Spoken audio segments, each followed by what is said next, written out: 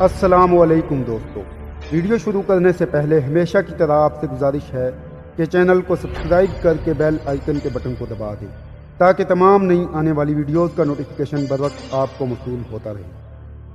ابو جعفر بے ہوش ماضی کو لے کر اپنے ایک خاص کارندے اور ماہر جراح سلیم پاشا کے گھر پہنچا۔ سلیم پاشا ادرنا کا مشہور طبیب اور جراح تھا، جبکہ در حقیقت یہ بھی قیصر کا جاسوس تھا۔ اس نے جراحت اور طب کی باقاعدہ تعلیم حاصل کر رکھی تھی اور اپنی ذہانت و تجربے کی بدولت قیصر سلطانی تک رسائی رکھتا تھا۔ سلطان مراد خان ثانی کے شاہی طبیبوں کی تعداد 20 سے زیادہ تھی اور سلیم پاشا بھی ان میں شامل تھا۔ گزشتہ کئی دنوں سے سلیم پاشا کا آنا جانا شہزادہ علاؤالدین کے پاس بے حد بڑھ گیا تھا، کیونکہ شہزادہ علاؤالدین کافی دنوں سے عارضہ جگر میں مبتلا تھا۔ شہزادہ علاؤالدین نے جب اپنی بیماری کا ذکر ابو جعفر سے کیا تو ابو جعفر نے اسے سلیم پاشا سے علاج کروانے کی ہدایت کی۔ خود شہزادہ علاؤالدین کو عارضہ جگر میں مبتلا کرنے والا ابو جعفر ہی تھا۔ اس نے گزشتہ کئی ماہ سے شہزادہ علاؤالدین کو انتہائی آہستہ رفتار سے اثر کرنے والا زہر مختلف کھانوں میں دینا شروع کر دیا تھا۔ چند ماہ قبل جب ابو جعفر نے یہ محسوس کر لیا تھا کہ اب اس کا کام ادرنا میں مکمل ہونے والا ہے تو اس نے سلطنت عثمانیہ کے اس بہادر اور فعال شہزادے کو بھی ختم کرنے کا ارادہ کر لیا، کیونکہ سلطان مراد خان ثانی کے بعد یہی شہزادہ تھا جو اسلامی افواج کی قیادت کر سکتا تھا۔ دوسرے شہزادے کی طرف سے ابو جعفر کو کوئی خطرہ نہ تھا، کیونکہ ایک تو وہ ابھی کم عمر تھا اور دوسرا ابو جعفر کا خیال تھا کہ شہزادہ محمد سلطانی اہلیت نہیں رکھتا۔ یہی وجہ تھی کہ ابو جعفر نے شہزادہ علاؤالدین کے ساتھ تعلقات پیدا کر کے اپنے مختلف مذموم مقاصد پورے کیے تھے، اور اب جب ابو جعفر کا کام ادرنا میں قریب الاختتام تھا، اس نے شہزادے کو سست اثر زہر کے ذریعے مارنا شروع کر دیا۔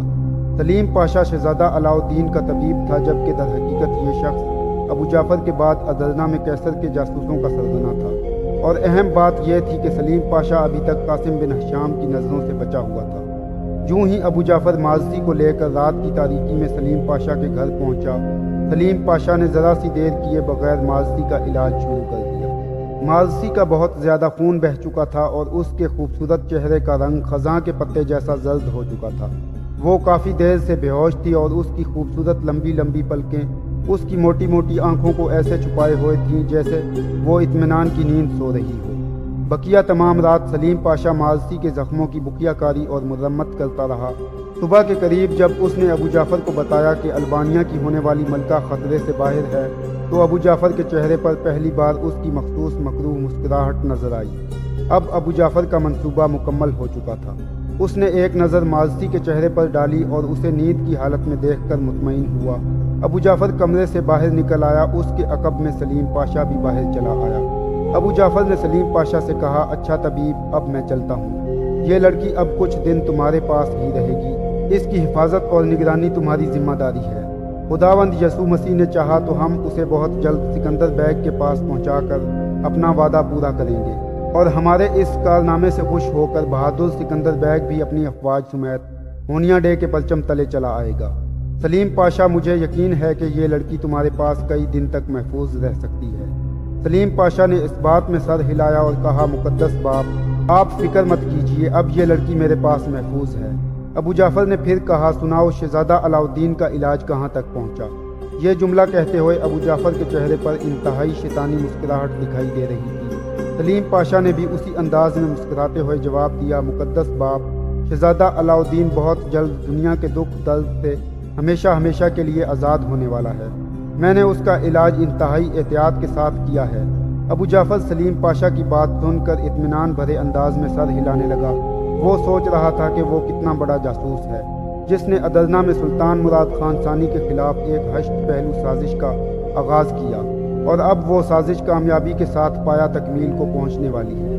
وہ سوچ رہا تھا کہ اب وہ سلطان کے شاہی سراغ رساں اور بعض دیگر لوگوں کی نظروں میں آ چکا ہے، لہٰذا اب اسے ادرنا کو چھوڑنے کے لیے ہمہ وقت تیار رہنا چاہیے۔ اس نے سوچا کہ اس کا نائب طبیب سلیم پاشا ابھی تک کسی کی نظروں میں نہیں آیا، لہٰذا باقی ماندہ کام کی ذمہ داری سلیم پاشا کے سپرد کر دی جائے تو بہتر ہے۔ یہی سوچ کر وہ سلیم سے کہنے لگا، سلیم، میں سوچ رہا ہوں کہ اب ادرنا میں میرا کام مکمل ہو چکا ہے۔ میری بات غور سے سنو، یہ لڑکی یوں ہی چلنے کے قابل ہوتی ہے، میں اسے لے کر البانیہ کی جانب روانہ ہو جاؤں گا۔ پیچھے ادرنا میں بغاوت، شہزادہ علاؤالدین اور قاسم بن ہشام کا قتل اور سلطان مراد خان ثانی کا تختہ الٹنے کا کام تمہیں سنبھالنا ہوگا۔ تم ینیچری کے تمام عیسائی مجاہدوں سے واقف ہو اور ہماری سازش کے ساتھ متعلقہ تمام لوگوں کے ساتھ تمہارا رابطہ رہے گا، اس لیے تمہیں کوئی مشکل پیش نہ آئے گی۔ یہ سلیم پاشا کے لیے بہت بڑا اعزاز تھا اور ایک نازک ذمہ داری بھی۔ اس نے مؤدبانہ انداز میں سر ہلا کر ابو جعفر کو تسلی دی اور کہا، مقدس باپ، آپ نے مجھے صلیب اعظم کی خدمت کا جو موقع دیا ہے میں اس سے بھرپور فائدہ اٹھاؤں گا اور ثابت کر دوں گا کہ آپ کا فیصلہ کس قدر درست تھا۔ اب ابو جعفر واپس جانے کے لیے مڑا۔ رات بھر کی مشقت نے اسے تھکا دیا تھا، اب وہ جا کر آرام کرنا چاہتا تھا۔ اس نے طبیب سلیم پاشا سے اجازت لی اور وہاں سے نکل آیا۔ اس کے دونوں نقاب پوش ساتھی تو اسی وقت اپنے ٹھکانوں کی طرف چلے گئے تھے جب انہوں نے مالسی کو طبیب سلیم پاشا کے گھر پہنچا دیا تھا۔ سلیم پاشا بھی در حقیقت سلیم پاشا نہیں تھا، یہ لوگان تھا، ہنگری کا باشندہ۔ گزشتہ چند سالوں سے ادرنا میں مقیم تھا اور اپنے قد و قامت کا فائدہ اٹھا کر خود کو ترک ظاہر کرتا تھا۔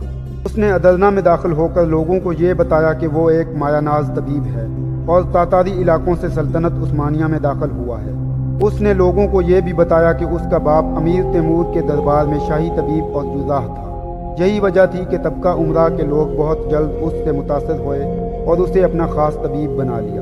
مالسی سلیم پاشا کے پاس پہنچ چکی تھی اور ابھی تک نیند کی حالت میں تھی۔ چنانچہ سلیم پاشا اپنی ادھیڑ عمر خادمہ کو مالسی کے بارے میں ہدایت دے کر خود بھی آرام کرنے کے لیے چلا گیا۔